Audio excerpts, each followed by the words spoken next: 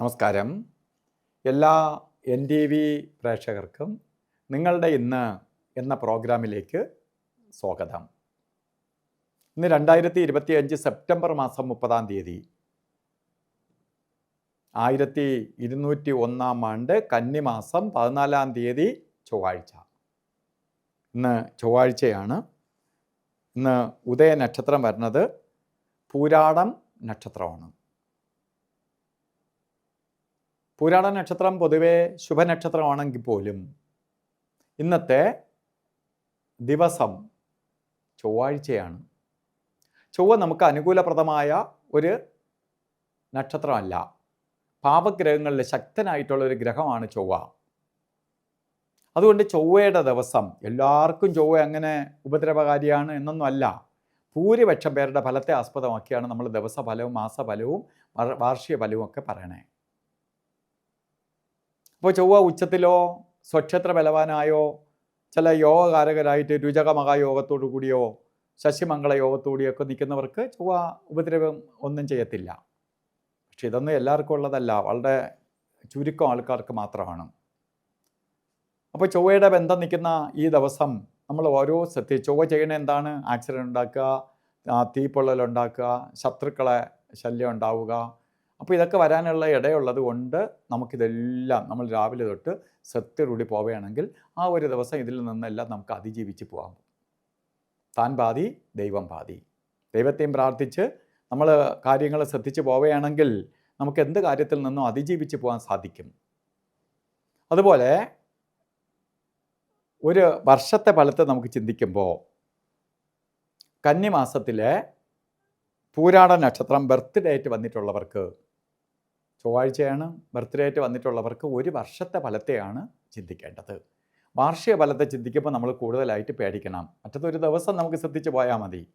ഒരു വർഷമൊക്കെ നമ്മൾ എല്ലാ കാര്യങ്ങളും ഇങ്ങനെ മസിൽ പിടിച്ച് പോകുക എന്ന് പറഞ്ഞാൽ നടക്കുന്ന കാര്യമല്ല. പലപ്പോഴും നമ്മൾ അശ്രദ്ധ വരും. അപ്പോൾ ആ ദോഷം ബാധിക്കാതിരിക്കാൻ വേണ്ടി എന്ത് ചെയ്യാം?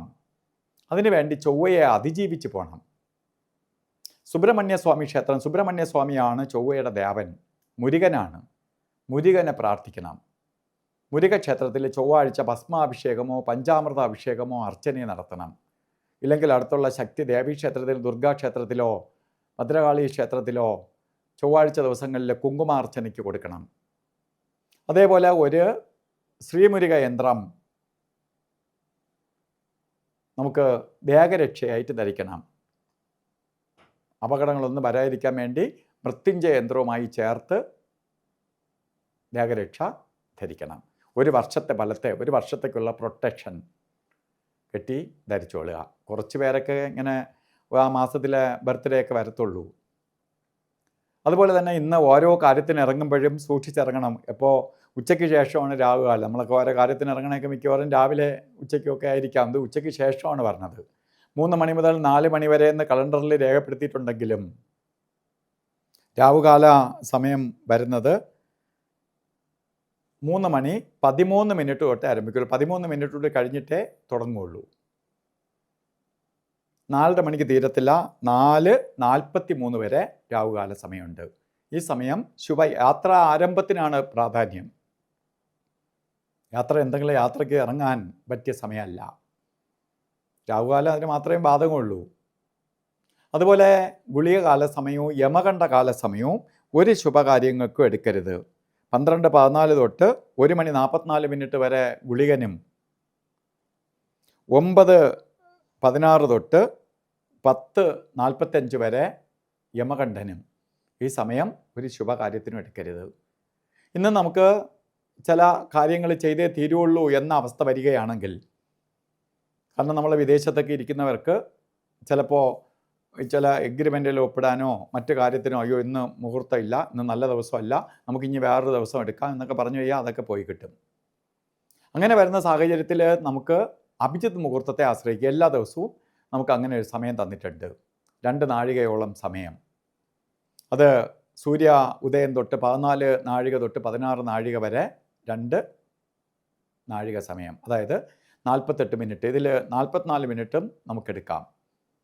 മധ്യത്തിൽ 4 മിനിറ്റ് പോയിട്ട് ഈ സമയം വരുന്നത്, അഭിജിത്ത് മുഹൂർത്തം വരുന്നത് 11:50 തൊട്ട് 12:38 വരെയാണ്.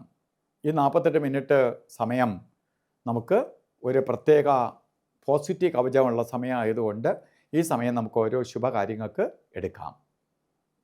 അതുപോലെ ഇന്ന് ഓരോ കാര്യത്തിന് ഇറങ്ങുമ്പോഴും, ഇന്ന് ചൊവ്വാഴ്ചയാണ്, ചൊവ്വയുടെ കളറായ റെഡ് കളറ് നമ്മൾ വസ്ത്രധാരണത്തിൽ ഉൾപ്പെടുത്തുന്നത് നമ്മളുടെ ചൊവ്വയുടെ നെഗറ്റീവ് കുറയ്ക്കാനും പോസിറ്റീവ് ഫലം സിദ്ധിക്കാനും മറ്റ് ദോഷങ്ങളിൽ നിന്ന് അതിജീവിച്ച് പോകാനും നമുക്ക് കാരണമായി തീരും. അപ്പോൾ ഇന്നത്തെ ദിവസം എല്ലാവർക്കും നല്ലത് വരട്ടെ എന്ന് പ്രാർത്ഥിച്ചുകൊണ്ട് നിർത്തുന്നു. നന്ദി, നമസ്കാരം.